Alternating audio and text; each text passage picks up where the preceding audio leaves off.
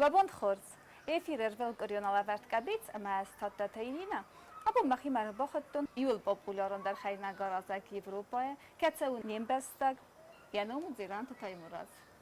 Լավո խորձ ձիրան թայմուրած. Добрый день, добрый.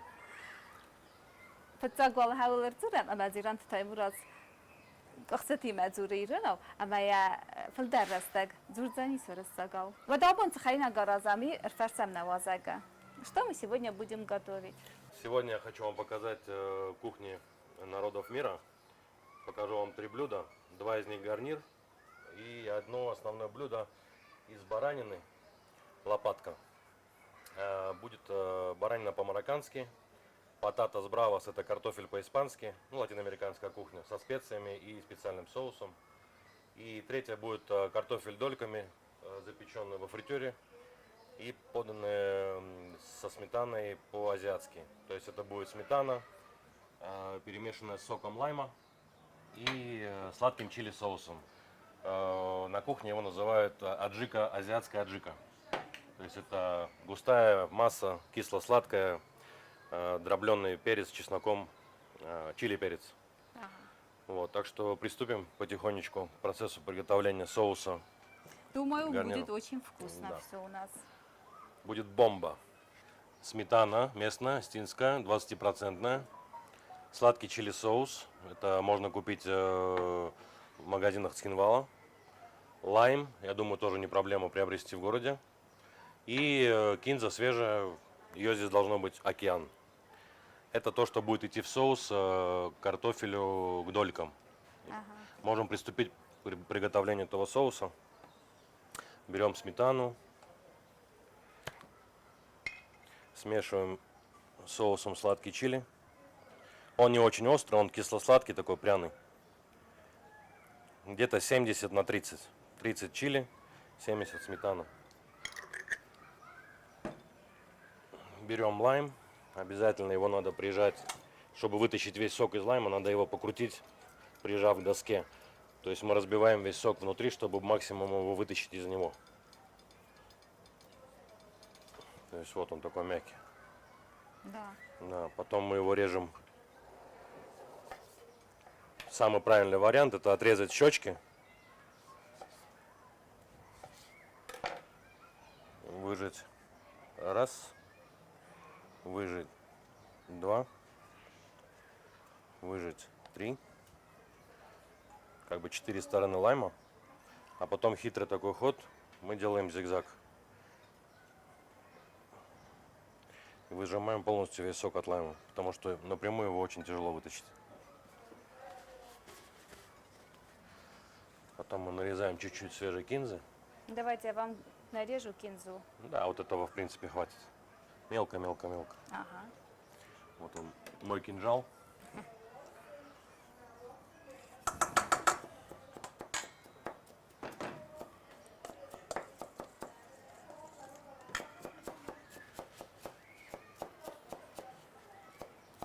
Еще туда добавляем что? Больше ничего не надо. Может быть чуть-чуть соли для остроты вкуса, но соус в принципе готов. Он должен быть сливочный, кремовый, кисло-сладкий, с легкой остринкой. И картофель, соответственно, обжаристый во фритюре, он будет с корочкой, что будет в сочетании, как говорят на кухне, бомба. Будет вкусно. Очень хорошо для диеты.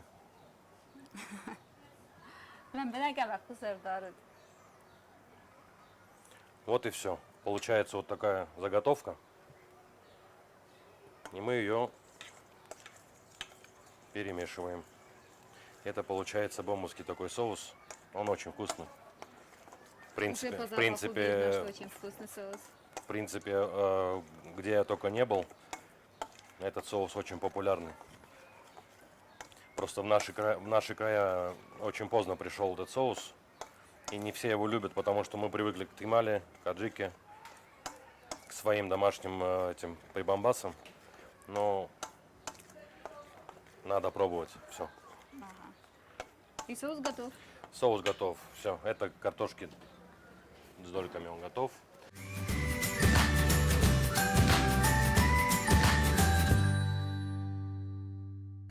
Мясо наше сварилось, да? Мясо наше сварилось. Это лопаточная часть баранины. Ее надо обязательно поварить с корешками кинзы, чтобы многие не любят запах мяса, Баранины, да. И это очень сильно помогает в этом блюде. Когда ты его ешь, в принципе, напоминает даже говядину. Ну, А можно любителям заменить мясо баранины? безусловно, на можно брать говядину, лопатку, можно брать филе, можно брать телятину, любую часть. Просто надо нарезать на кусочки и выварить до того состояния, чтобы они были мягкие.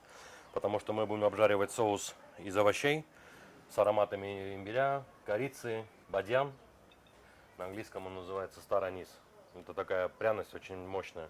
Куркума, надо чуть-чуть карри. Ну, сегодня мы делаем без карри, потому что я сделал домашнюю приправу наподобие латинской, но из наших цхинвальских специй. То есть там много кинзы молотой, там паприка молотая, сладкая, базилик, ореган, чеснок сушеный, имбирь сушеный.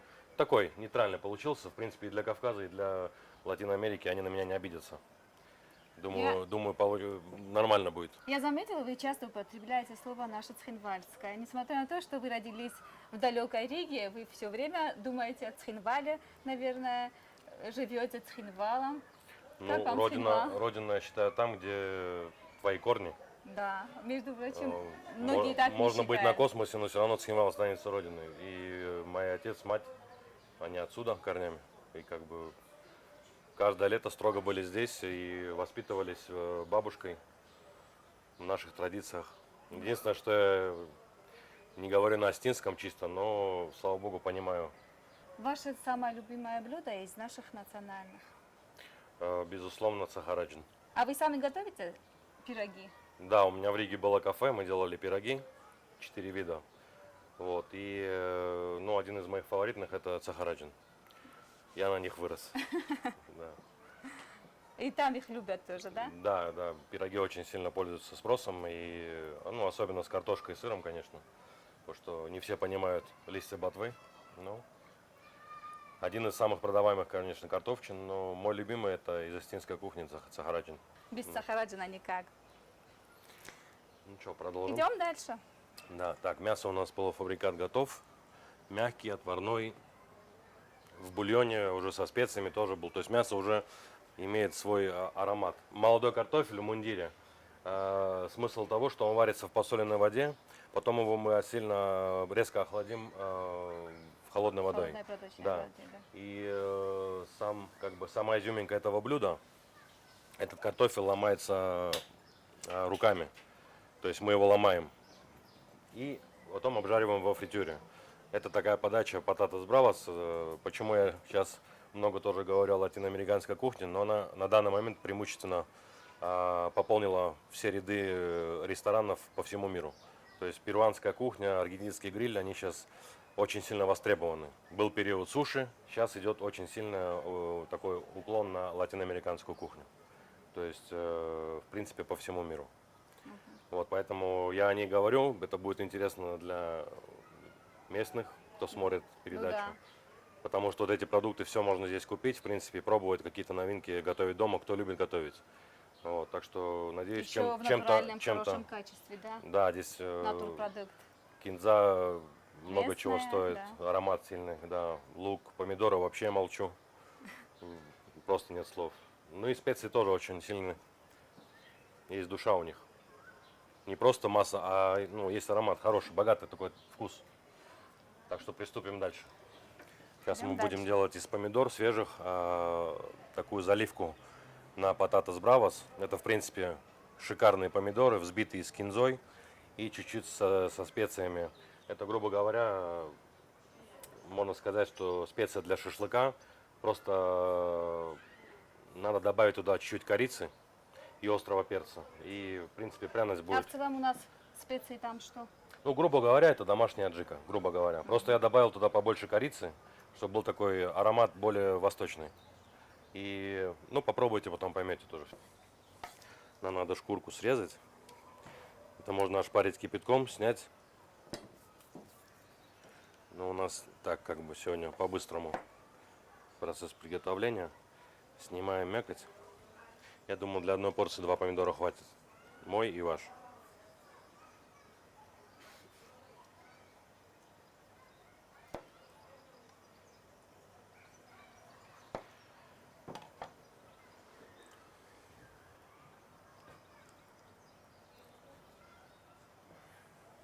Обязательно возьмем. Если перец очень сильно острый и ну, вы не любитель ну, как бы очень горького, то Но у в нас принципе, все любят острое. если любят, тогда в принципе на вот эту массу на 2 помидора четвертинка перца хватит. То есть мы сейчас в блендере сделаем эмульсию, которую будем потом поливать. Давайте заберу.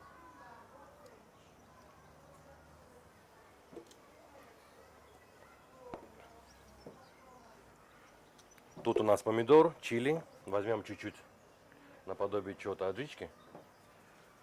И свежая кинза. Это у нас будет такая заливка.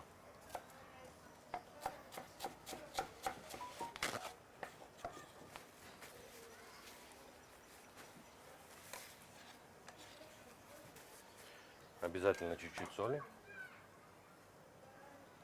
Помидоры очень богатые вкусом. Там уже все есть, так что солить много тоже не будем. Так, чуть-чуть для тона.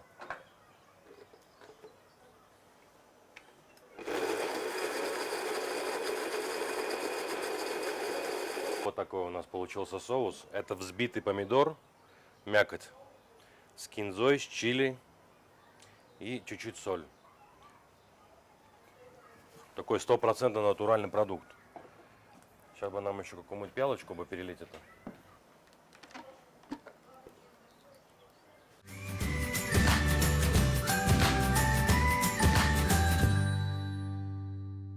Картофель, который отварился у нас на 90%, он уже мягкий внутри, но за счет шкурки он держит свою форму.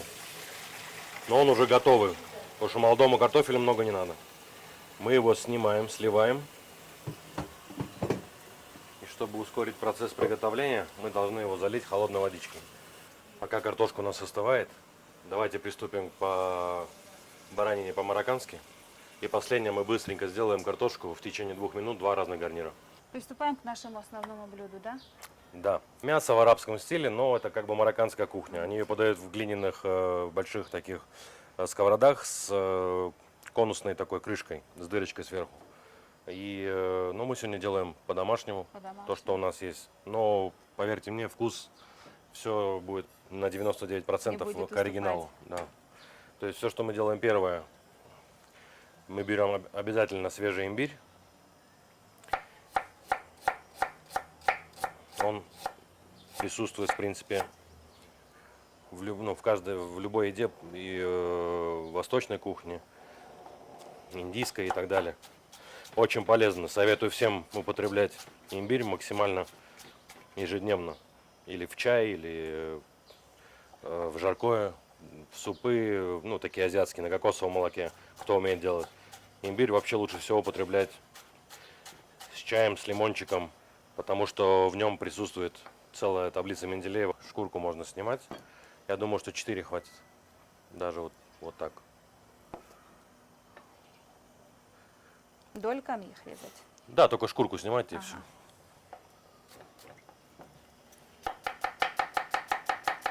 Сковорода уже нагрелась. Мы приобрели баранину, лопатку в объеме где-то 900 грамм, кусок. Это, в принципе, должно хватить на хороших 3 таких мужских порции. Ну, в принципе, на семью из 4 человек это достаточно. Маловато, да? Ну, нормальные такие 4 блюда, как жаркое получится.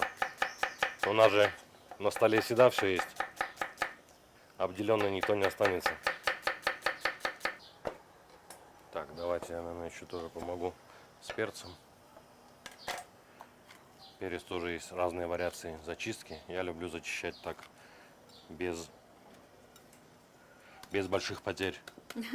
Обычно эти срезают тоже концы все. Кабачки, они очень водянистые, как и цукини. Обычно мы срезаем сердцевинки, они дают лишнюю жидкость. Но их также можно не выкидывать, а, допустим, делать какие-нибудь овощные кашки или супы-пюре для детей на утро. Опять же, кто любит. Такой вопрос. А вы дома тоже готовите? Ну, бывает по выходным. Мясо на мне, остальное на супруге. Супруга ваша тоже астинка. Да. И тоже наша местная, да? Да. Познакомились мы в Сочи на общем празднике. Ну что, приступаем? Ставим сковородочку, желательно глубокую, потому что соус такой не густой и не жидкий. То есть вот это идеальный размер сковородки на 4-5 порций. Берем простое масло, много тоже не надо, так чтобы взбодрить. Чтобы узнать, что сковородка уже горячая, можно чуть-чуть просто кинуть либо чеснок, либо имбирь. Ну, шипит. Так что можем начинать, да, жарку? Сначала обжариваем имбирь, чтобы он отдал все свои ароматы, масла.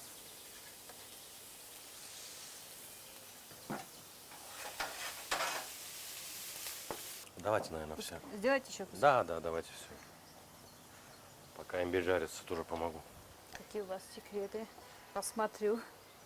Это у меня не очень красиво получаются они. Идете просто тоненько вдоль кожи и все. Вообще их ошпаривают кипятком, и тогда легче Ну снимать. это у нас, да, Да, но практикуется.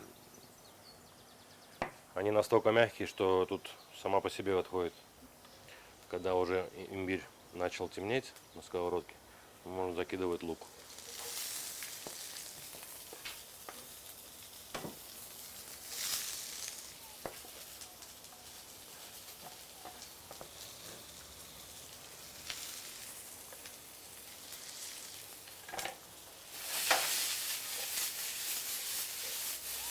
И ждем, пока лучок обжарится до золотистости и станет чуть-чуть мягким. И тогда уже будем закидывать все остальное. То есть сама изюминка в этом блюде — это все в собственном соку.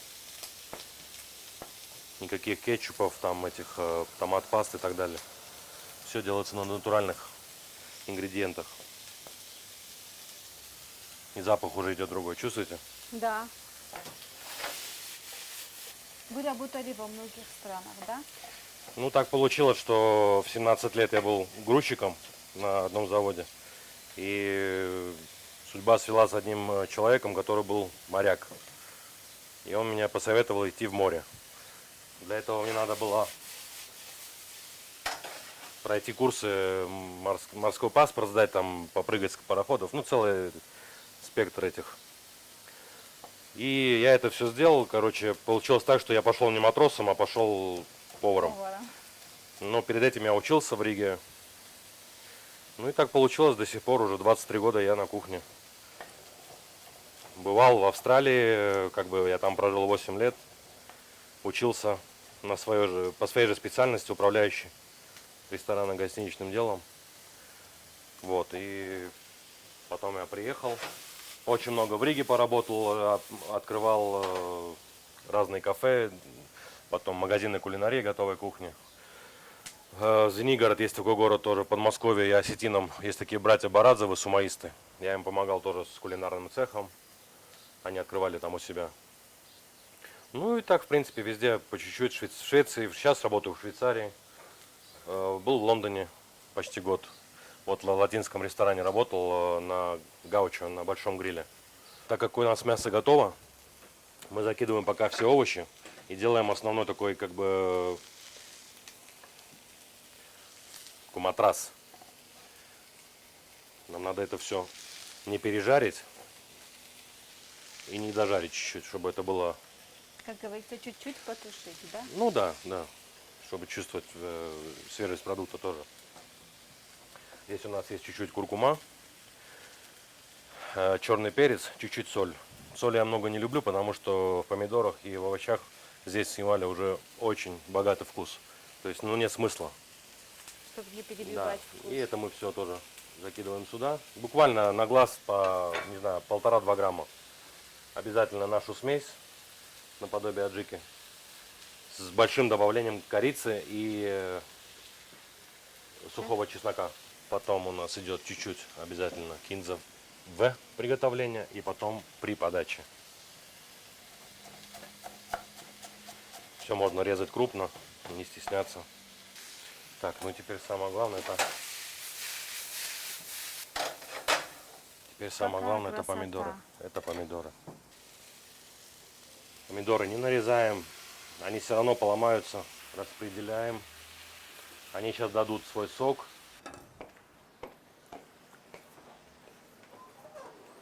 Мясо выкладываем тоже сверху. Ставим на медленный огонь. И крышкой закрываем. И еще один есть секретик в этом блюде. После того, как мы загрузили мясо и нашу обжарку, все, есть такой маленький секретик. Это палочки корицы. Они тоже доступны здесь. И бадьян. Это старанис. То есть бадьян по-русски. Они очень дают сильный пикантный аромат, ну, как бы арабской кухни. Они добавляют еще кучу всего. Но это такие специи, которые у нас они есть в обиходе. И Мы их- переборщить тоже не надо. Да, то есть, допустим, на вот эту сковородку, да, на порции 4-5 вполне хватает одной маленькой, ну, палочки небольшой. Я ее ломаю на части, чтобы она везде дала свои ароматы. А анис буквально половинка звездочки хватит, потому что она очень мощная. Многим она напоминает лекарство, и поэтому, ну, лучше не делать. Но она очень хорошо сочетается с этими продуктами. И мы вот так вот вкапываем в варку. Потом все, при употреблении вы все поймете. Закрываем плотно крышку и на медленном огне даем протушиться, потому что мясо уже готовое, овощи в принципе готовые. Сейчас они должны просто войти как бы в одно целое, в одну консистенцию. Ну и в принципе блюдо уже готово на 90%. А сейчас мы займемся картофелем. Давайте.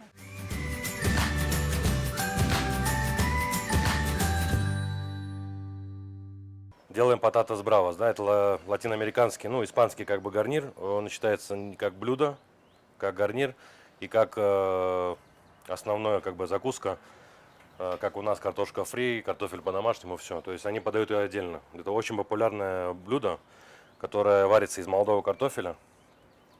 Обязательно ломается вот так, Давите руками. да.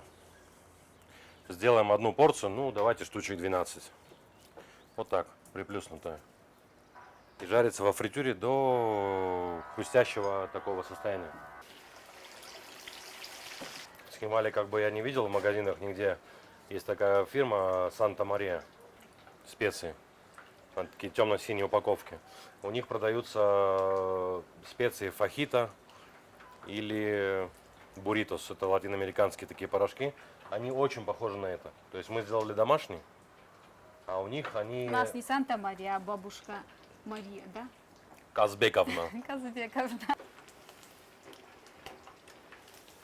Вот картошка уже все практически золотистая. Второй картофель мы, наверное, нарежем дольками.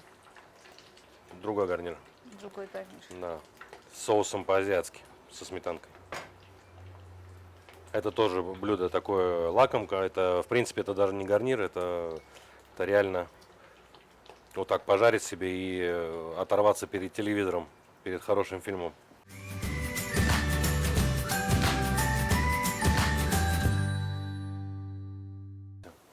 Картофель, он хрустящий уже везде, то есть со всех сторон. Очень интересная картошка. Это, в принципе, хорошая одна такая порция. Мы ее взбадриваем, опять же, вот этой Домашний смесью, которую мы давайте. сделали, для аромата. Солить тоже, в принципе, не надо, потому что у нас есть чесночная сметана, которая подсоленная. И у нас есть ароматное пюре из свежих помидор с чили. И тоже Еще с картошка у богатым нас вкусом. варилась. Чуть-чуть Еще картошка у солью. нас варилась в соленой воде. Кто любит соленое, ну, пожалуйста, нам можно солить.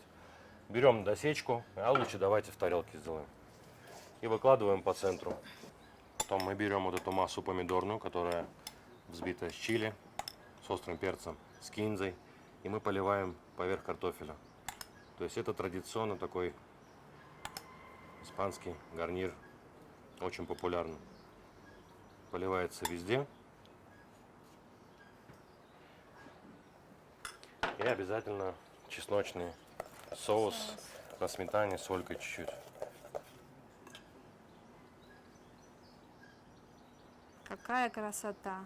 И обязательно последний штрих — это дождик и из кинзы.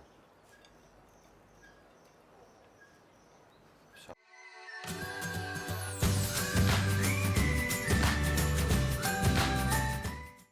Наша картошка готова. Называется как? Пататас бравос. Пататас бравос. Теперь дольки. Те, что продаются в морозилках, мы делаем домашние. Наша баранина уже тоже, в принципе, готова. То есть у нас одно блюдо готово.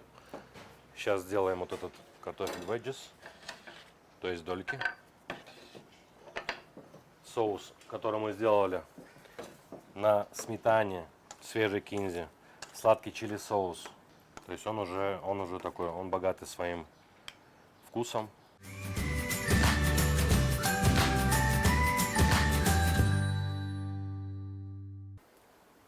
Я вам показал, в принципе, 3 разных региона планеты Земля. Есть Латинская Америка, есть арабские. Это, в принципе, европейка с Азией. Вот это одно из самых продаваемых вообще в европейских кафе. То есть картошка, главное, что подсоленная при варке. Взбодрить ее специями, которые, чтобы было уже вкусно есть. Ну а соус, который кисло-сладкий, он уже будет добивать на 100% ваше состояние, как бы, голодное. Получается, что вот этот картофель вы выпускаете. Так как я любитель кинзы, я и кинзу сверху засыплю. Это еще одна разновидность подачи картофеля для кафе, для ресторана, да и вообще для дома. Как бы шикарное дополнение к мясным блюдам, к пирогам. К нашим пирогам. Да. Вот. И сейчас, в принципе, можем заняться уже отдачей. И вторая картошка наша уже готова. Ням-ням. Ждем с нетерпением. Вот. Теперь берем основное блюдо. Последний штрих. Остаток кинзы мы режем очень крупно. Берем лайм. Делаем повторное движение. Выжимаем весь сок. И вот он как выливает. То есть, видите, сок уже выливается сам. Мы мякоть разбиваем при раскрутке. Потому что лайм, если напрямую выжимаешь, то очень тяжело.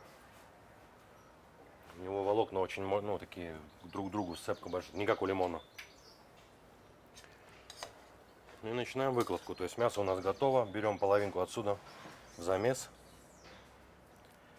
То есть традиционная такая арабская кухня. В принципе, ежедневная, грубо говоря, для семейной трапезы. Они стараются есть обычно это в обед, чтобы на ужин есть что-нибудь легкое. Или булгур, или кускус с овощами, с йогуртовыми заправками. Ну, чтобы легче спалось, потому что у них очень-очень жаркий климат. Но мясо у них в обед в таком стиле. Красоту можно показать, но запах нельзя передать. Аль денте, как говорится. То есть кладем мясо. Я люблю, ну, чтобы в блюде были тоже краски, все, поэтому я использую все разноцветные овощи. В Очень принципе, красиво у нас для этого получилось. хватает, для самой подачи. Ну и последний штрих — это опять свежая кинза. Опять наша местная Да. свежая кинза. Ну в этот раз так, с кинзой, уклон на кинзу. Получается, что блюдо готово. Мясное, сочный гарнир и просто гарнир. Приятного аппетита! Ну, как В общем, буду... наш плотный обед готов. Сейчас накроем на стол и приглашаем всех вас к столу. Спасибо вам большое. На здоровье. На здоровье.